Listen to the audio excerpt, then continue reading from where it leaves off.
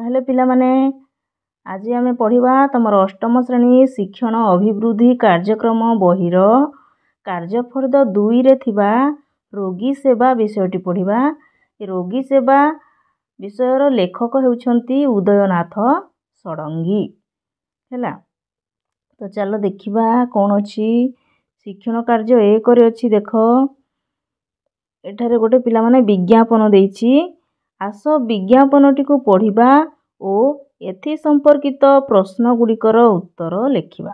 ତାହେଲେ ବିଜ୍ଞାପନଟି ଦେଖ, এই ବିଜ୍ଞାପନଟି ମ୍ୟାଲେରିଆ, ଡାଇରିଆ ଆଉ ଡେଙ୍ଗୁ ସଚେତନତା ଅଭିଯାନ ପାଇଁ ପୋଷ୍ଟରଟି ଦେଇଛି।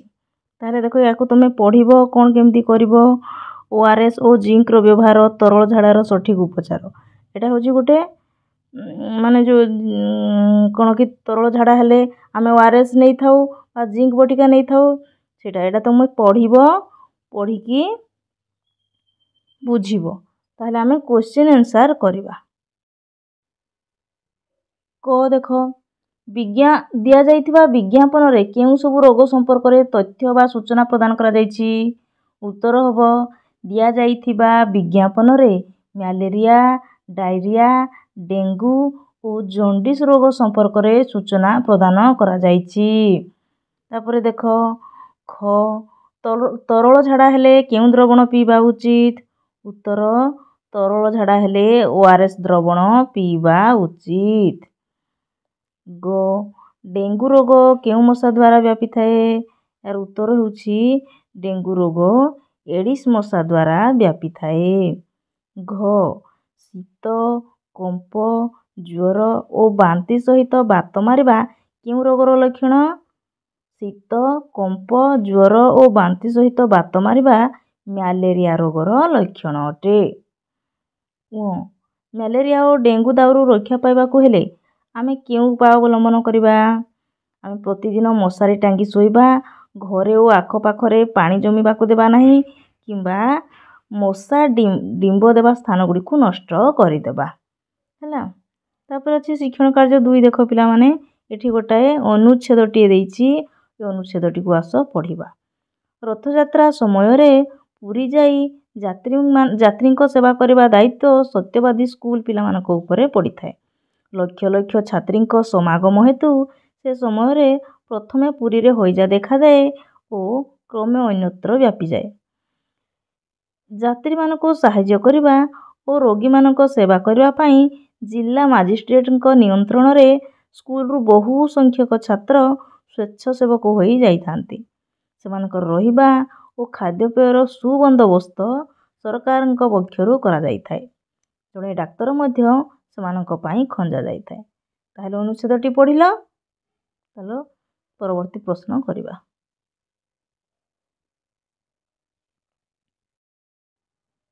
ଶିକ୍ଷଣ କାର୍ଯ୍ୟ 3। ଦେଖ ଆସ ଉପରଲିଖିତ ଅନୁଚ୍ଛେଦଟିକୁ ପଢ଼ି 5ଟି ପ୍ରଶ୍ନ ତିଆରି କରିବା।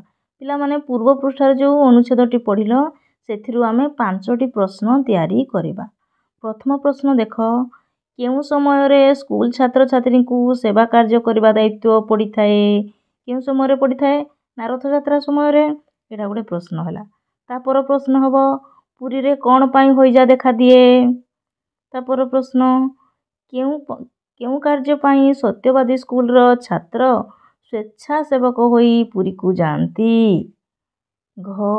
ସେମାନଙ୍କର ରହିବା ଓ ଖାଇବା ବ୍ୟବସ୍ଥା କାହା ପକ୍ଷରୁ କରାଯାଇଥାଏ।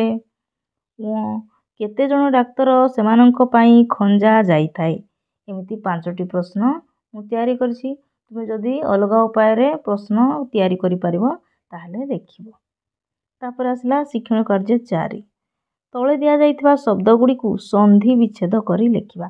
ସନ୍ଧି ବିଚ୍ଛେଦ ପିଲାମାନେ କରିବା, ଯେପରି ଗୋଟେ ତୁମ ପାଇଁ କରିଦେଇଛି ଏକାଧିକ, ଏକ ଯୋଗ ଅଧିକ, ଏକାଧିକ। ସେହିପରି ଜଗନ୍ନାଥ କେମିତି ହେବ, ଜଗତ ଯୋଗ ନାଥ, ଜଗନ୍ନାଥ।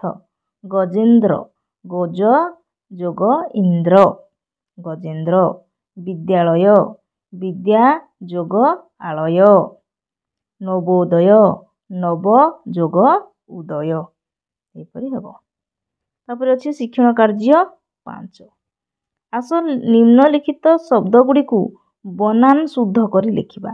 ମାନେ ଯେଉଁ ଶବ୍ଦ ଗୁଡ଼ିକ ଦେଇଛି ବନାନଗତ ଅଶୁଦ୍ଧି ଅଛି ତାକୁ ଠିକ୍ ଭାବରେ ଲେଖିବା।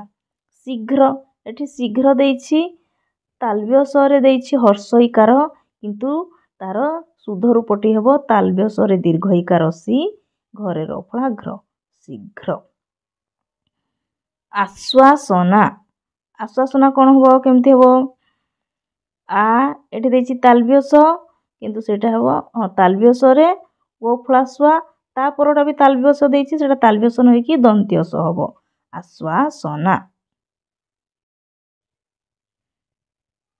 ତାପରେ ଅଛି ଆଶୀର୍ବାଦ, ଆଶୀର୍ବାଦ ଦେଇଛି ସେ, ଆଶୀର୍ବାଦ ହବନି ଆଶୀର୍ବାଦ, ଏ ରେଫଟା ପଳେଇଯିବ ବ ଉପରକୁ, ଆଶୀର୍ବାଦ।